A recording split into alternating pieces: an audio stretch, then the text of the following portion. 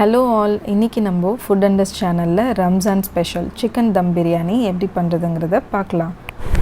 பிரியாணி பண்ண நம்ம first try ingredients ready பண்ணிக்கலாம். அதுக்கு தேவையான பொருள் ஏலக்காய் 2, கிராம்பு 4, பட்டை 1, இலை 1, அன்னாசி மொக்கு 3, சீரகம் 1 டீஸ்பூன், மிளகு 1 டீஸ்பூன், மல்லி 2 டீஸ்பூன், சோம்பு அரை டீஸ்பூனுங்க. இதை நல்லா வறுத்துட்டு ட்ரையாக பவுடரை அரைச்சி வச்சுக்கோங்க. இதை தான் நம்ம மேரினேட் பண்ணுறதுக்கு யூஸ் பண்ண போகிறோம். இப்போது நான் இன்றைக்கி 750 கிராம் சிக்கன் எடுத்திருக்கேன். அதில் நம்ம அரைச்ச பவுடரை ஆட் பண்ணிடுறோம். அரை டீஸ்பூன் மஞ்சள், 2 tablespoon red chilli powder, 1 tablespoon ginger garlic paste, 3 green chillies, அப்புறம் கொஞ்சம் கொரியாண்டர் லீவ்ஸை நான் பேஸ்ட்டாக அரைச்சி எடுத்துருக்கேங்க. தேவையான அளவு உப்பு சேர்த்துக்கோங்க. நான் இன்றைக்கி 2 டீஸ்பூன்லேருந்து 3 டீஸ்பூன் எடுத்திருக்கேன். கர்டு தயிர் 3 டேபிள் ஸ்பூன் எடுத்துக்கோங்க. நல்லா கெட்டியான தயிராக எடுத்துக்கோங்க. 2 டேபிள் ஸ்பூன் ஆயில், லெமன் 1. இதை நல்லா புளிஞ்சு விட்டுட்டு சிக்கனில் இந்த மசாலாலாம் ஸ்ப்ரெட் ஆகிற மாதிரி மேரினேட் பண்ணி வச்சுருங்க. இதை இன்றைக்கி நான் 2 மணி நேரம் மேரினேட் பண்ண போகிறேங்க ஃப்ரிட்ஜில் வச்சு. வேணும்னா நீங்கள் ஓவர் நைட்டே நீங்கள் மேரினேட் பண்ணி ஃப்ரிட்ஜில் வைக்கலாம். 3 வெங்காயத்தை நீட்டமாக கட் பண்ணி கேரமலைஸ் பண்ணி வச்சுருக்கேங்க. ஆயிலில் பொரித்து வச்சுருக்கேன். இதை கடைசியாக கொஞ்சமாக ஸ்ப்ரெட் பண்ணி விட்டுட்டு மூடி ஃப்ரிட்ஜில் வச்சிடலாம். இப்போ நம்ம ரைஸை ப்ரிப்பேர் பண்ணிக்கலாம். 2 கப்பு பாஸ்மதி ரைஸை அரை மணி நேரம் ஊற வச்சு வச்சுருக்கேன்.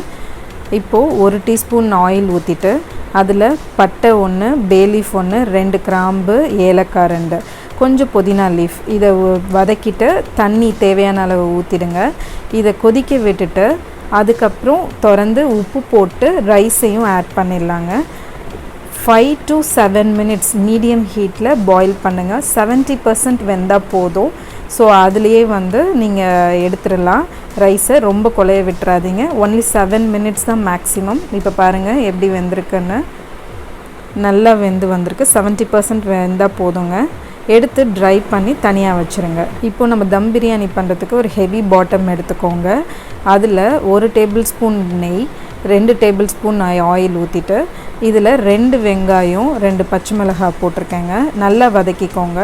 இதில் தக்காளியும் ஆட் பண்ணி நல்லா வதக்கிட்டு தேவையான அளவு கரம் மசாலா, தட் இஸ் 1 டீஸ்பூன்லேருந்து 2 teaspoon garam masala, red chilli powder 2 டீஸ்பூனுங்க. இதில் ஆட் பண்ணி நல்லா வதக்கிக்கோங்க.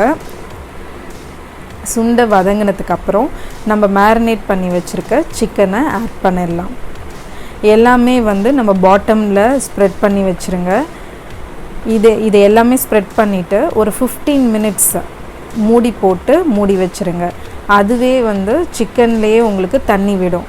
அதுக்கப்புறம் கொஞ்சம் பெரட்டி விட்டுறலாம். பாருங்கள், லைட்டாக தண்ணி விட்டுருக்கு. இந்த டைமில் நம்ம கொஞ்சம் நேரம் திருப்பி விட்டுட்டு திருப்பி ஒரு 5 மினிட்ஸில் க்ளோஸ் பண்ணி வச்சுட்டு இப்போ ஓப்பன் பண்ணுங்கள். 15 மினிட்ஸ் கழித்து பாருங்கள், நல்லா தண்ணி விட்டுருக்கு. மசாலா விட சூப்பர் கலராக வந்திருக்கு. இதில் கொஞ்சம் கிரேவி எடுத்து தனியாக வச்சுக்கோங்க. நம்ம தம் போடும்போது இது யூஸ் ஆகுங்க. இப்போது நம்ம தம் போடலாம். ஃபஸ்ட்டு லேயர் இப்போ நம்ம செட் பண்ணுறோம். கொஞ்சம் ரைஸை போட்டு ஸ்ப்ரெட் பண்ணிக்கோங்க. ஃபில் பண்ணிவிட்டு இப்போது நம்ம பொரிச்சு வச்சுருக்க ஆனியன், கொஞ்சம் புதினா, கொத்தமல்லி இதை போட்டுட்டு நம்ம கிரேவி எடுத்து வச்சோம் இல்லையா, அதை ஃபஸ்ட் லேயரில் கொஞ்சம் ஊற்றிக்கோங்க. நெக்ஸ்ட் லேயர் செட் பண்ணுங்கள். நான் இன்றைக்கி 3 லேயர் செட் பண்ணியிருக்கேன். உங்களுக்கு விருப்பம் போல் 2 லேயராக கூட நீங்கள் வச்சுக்கலாம்.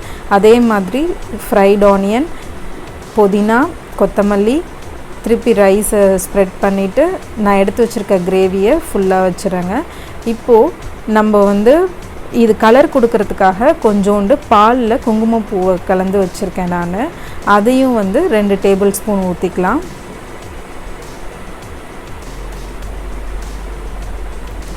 கொஞ்சமாக ஊற்றிக்கோங்க. 2 டேபிள் ஸ்பூன் நெய்